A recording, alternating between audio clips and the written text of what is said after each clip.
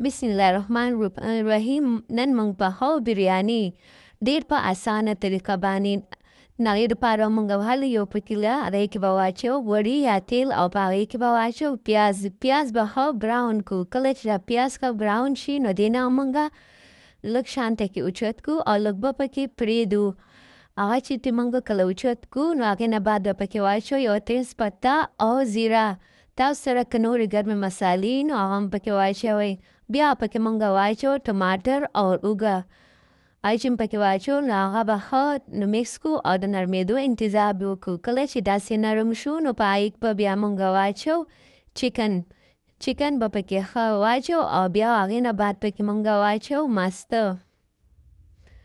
ماسته چې پکې کله واچول نو هغې نه بعد به پکې بیا موږ واچوو بریاني مساله او ګیس به ورته میډیم ساتو او ښه مزېدار به دا پوخ کړو. دومره ډېر به یې نه نرموئ، بیا وروسته په دم کې دا هم نرم شي. لږ شانته کې کلک به یې پرېږدئ او بیا پکې واچوو لږې شانته کې اوبه حسب ضرورت چې څومره کې دا لږ شانته کې پوخ شي. هغې له ورکړو 10 منټ ټایم. 10 منټه چې کله ورکړو نو بل طرف ته واخلو موږ اوبه یو پتیله کې او بیا به هغې کې واچوو مالګه او لږ شانته کې غوړي او لږه زیره. هغه چې کله بویل شي نو بیا په هغې کې موږ واچوو وریجې. دا وریجې ما 2 ګنټې مخکې خشکې کړې وې. هغه چې پکې کله واچولې نو بیا به پرې سر کېږدو.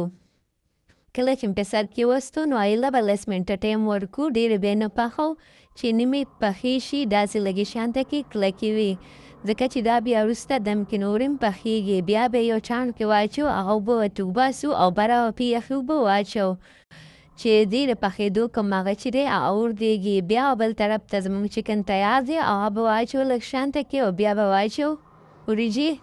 هغې دپاره بیا واچوو چکن کوم چې زموږ تیار شوی هغه به دغه چې پکې کله واچول نو هغې نه بعد به پکې بیا دوباره بیا واچوو هماغه ایښېدلې وریجې. هغې نه بعد به پکې بیا موږ واچوو زردې کلر کوم ته چې وایي فوډ کلر. هغه چې پکې واچول نو بیا دې باندې موږ واچوو پودینې نه بعد به بیا موږ کېږدو داسې هماغه کوم پیاز چې موږ سره کړي وو او هغې نه چې موږ نیم راویستلي وو تاسو ته ما ویلي وو بیا د توې هغه پرې واچوو او بیا پرې دبره کېږدو ټماټر چې پرې کله کېوستل نو بیا کومه مساله موږ چې لږه شانته کې پرېښې وه هغه پرې دبره بیا واچوو